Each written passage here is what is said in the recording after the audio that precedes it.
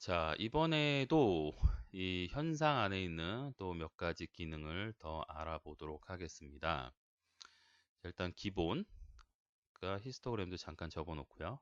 통곡선 HSL, 명암별 색보정, 뭐 이런 것들이 쭉 있었죠. 자, 오늘 알아볼 부분은 뭐냐면 렌즈 교정에 있는 걸 한번 볼 건데요. 일단 예제는 제일 마지막 예제를 한번 눌러보시기 바랍니다. 자, 이 제일 마지막 예제를 눌러보시면 제가 이렇게 뭔가 표지판 같은 걸 하나 찍어놨는데요. 이거 왜 찍어놨냐면 흰색 바탕에 까만색 글씨로 되어 있는 게 가장 잘 볼 수 있습니다. 자, 3대1 제가 여기 이제 지정되어 있는 여기서 이제 3대1까지 이렇게 해놨죠. 그래서 1대1 말고 3대1까지 올려보시면 자, 이 상태에서 분명히 지금 흰색 바탕에 까만색 글씨인데 잘 보시면 위쪽에는 붉은색이, 아래쪽에는 사이안 색깔이, 청록색이 껴 있습니다. 원래 이런 거 아니냐? 네, 원래 이런 거 아닙니다. 흰색 바탕에 까만색 글씨입니다, 분명히. 근데 저런 게 발생했어요. 저게 뭐냐면 색수차가 발생하면 결과적으로 저렇게 보입니다. 색수차가 발생했는지 안 했는지는 다른 이미지에서는 잘 보기가 힘든데 흰색에 까만색을 찍어 보시거나 아니면 뭐 쿠킹 오일 같은 걸 막 구겨 가지고 찍으시는 분들도 있는데 그러면 그게 제거되는 느낌을 쉽게 찾기가 어려워서 저는 보통 흰 배경에 까만색 글씨를 찍어 보라고 권합니다. 그리고 이 렌즈 또한 L렌즈가 아닌 그냥 일반 28mm 렌즈입니다. 보통 L렌즈나 니콘의 ED 렌즈나 뭐 그런 렌즈들은 기본적으로 색수차가 그렇게 많이 끼진 않습니다. 왜냐하면 색수차나 이런 것들을 제거하기 위해서 그 안쪽에 좀 더 좋은 유리들을 사용했습니다. 쉽게 설명하면. 자, 그리고 여기 발생했다는 것은 이쪽으로 와 보시면 요 나뭇잎 같은데 요 옆에도 지금 다 발생돼 있죠. 전에 어떤 분이 이게 이렇게 보기 싫으니까 포토샵에서 이거 일일이 다 지웠다고 하시는 분이 있더라고요. 제가 그래서 알려드렸죠. 한 번만 클릭하면 됩니다. 라고 알려드렸어요. 자, 뭘 클릭하면 되냐? 렌즈 교정이라고 하는 부분을 눌러보시면 여기에 한글로, 한글판이니까 한글로 아주 친절하게 색수차 제거 이렇게 써있죠. 클릭. 없어졌죠. 다시요. 클릭. 없어졌습니다. 아주 간단하게 없앨 수 있는 그런 기능입니다. 자, 그럼 그 밑에 있는 애는 도대체 뭐냐? 요거는 프로필 교정이라고 되는데 요 프로필은 보통 우리 프로파일 그러니까 뭔가 미리 설정해 놓은 걸 다 그냥 뭐 프리셋, 프로필 이렇게 얘기하는데요. 렌즈 프로필을 이용해서 렌즈 프로파일을 이용해서 교정을 하는 것입니다. 한번 눌러 보겠습니다. 딱 누르면 뭔가 이미지가 가운데 부분이 살짝 들어가는 것 같고 주변이 좀 펴지고 밝기도 주변 밝기가 조금 밝아진 것 같아요. 그죠?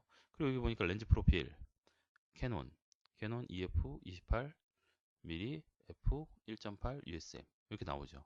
저게 뭐냐?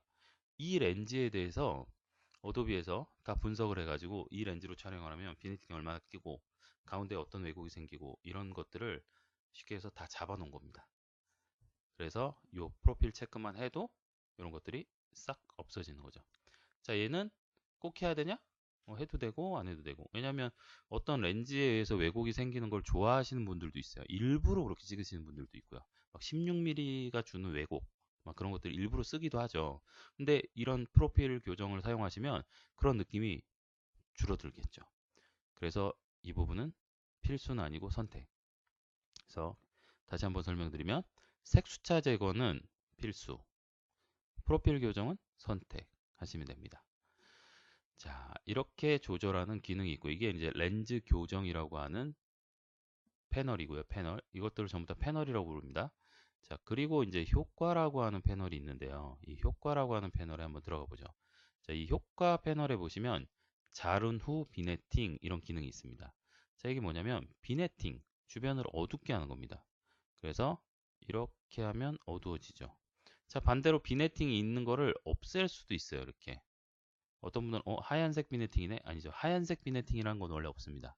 무슨 얘기냐면 비네팅이 있는 걸 제거할 때 쓰라고 만들어 놓은 거죠. 자, 그러면 이거를 좀 더 보기 쉽게 제가 페더를 완전히 빼보겠습니다. 페더를 빼보면 정확하게 알 수 있어요. 자, 페더를 0으로 해놓고 이렇게 하면 이게 비네팅 양이죠. 완전 주변을 시커멓게 하겠다는 거죠. 중간점, 움직여 보시면 그렇죠. 어디까지 비네팅을 이렇게 걸 수도 있고 이렇게 걸 수도 있고 원형률 이렇게 좀 라운디드 렉탱글처럼 모서리가 둥근 네모로 만들 수도 있고 완전 동그랗게 만들 수도 있죠. 이렇게. 자, 그렇지만 우리는 비네팅을 걸 때 이렇게 걸지는 않습니다. 페더를 줘야겠죠. 그리고 이 양도 저렇게 많이 주진 않습니다. 자, 여기 지금 밝은 영역이라고 되어 있는데 이 부분은 밝은 영역을 도로 빼내는 겁니다. 그게 왜 필요하냐? 사실은 비네팅을 줄 때요. 우리가 이렇게 해서 똑같은 양으로 이렇게 줘버리면 되게 웃긴 게 실제로는 여기는 밝은 데인데 비네팅이 이렇게 들어가? 그게 부자연스러운 거죠. 그래서 밝은 영역을 이렇게 해주시면 밝은 영역의 비네팅이 좀 빠져나가는 거라고 생각하시면 됩니다. 이게 어찌 보면 더 자연스러운 현상인 거죠. 아래쪽은 비네팅이 먹을 수 있는데 빛이 들어온 부분이 비네팅이 먹는다? 이건 인위적이라는 거죠. 그래서 이제 밝은 영역을 올려주시면 그런 인위적인 비네팅을 좀 제거해 주는 겁니다. 비네팅의 목적은 집중시키는 겁니다. 비네팅이 있는 것과 없는 거는 자, 다른 이미지로 한번 해볼까요? 이 이미지. 자, 지금 현재 비네팅이 없죠. 근데 여기다 비네팅을 주면 확실히 가운데로 집중이 되는 느낌이 있습니다. 필름 시절에도 비네팅을 만들기 위해서 렌즈 앞에다가 이렇게 무슨 숲처럼 아니면 톱니바퀴처럼 만들어가지고 까만색 종이를 앞에다 대고 찍었습니다. 왜? 비네팅 주려고. 왜? 집중시키려고. 그렇게 생각하시면 됩니다.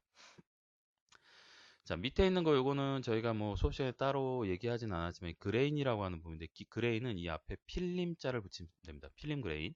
그래서 보통 흑백으로 만든 다음에 필름 그레인을 이렇게 주시면 거친 이런 옛날 트라이엑스 같은 그런 느낌을 낼 때 쓰는 거라고 생각하면 됩니다. 그럼 가끔 어떤 분들이 아니 왜 디지털로 찍어가지고 이런 느낌을 내냐? 뭐 자기 마음이죠. 그죠? 뭐 이런 느낌 낼 수도 있고요. 그죠? 그래서 좀 거친 느낌을 내고 싶을 때 디지털로 찍었지만 필름 입자를 좀 입히고 싶을 때 특히 흑백이나 이런 거에서 좀 더 어울리는 것 같고요. 컬러는 사실 그렇게 어울리지는 않는 것 같습니다. 개인적인 의견으로는. 왜냐면 컬러 필름들이 이렇게 입자가 거친 게 별로 없어요. 근데 흑백 필름은 유독 입자가 거친 것들이 있기도 하고 일부러 더 거칠게 만드는 그런 기법들도 있었고요. 그래서 흑백 사진은 보통 이렇게 그레인을 주기도 합니다. 자, 이 효과 안에 들어있는 자르누 비네팅과 그레인 이 두 가지 잘 이용해 보시면 사진을 훨씬 더 집중시킬 수도 있고 또 디지털이 아닌 아날로그의 느낌을 낼 수도 있습니다. 자, 여기도 비네팅을 마지막으로 한번 살짝 걸어 볼까요? 네, 이렇게 걸 수 있겠죠?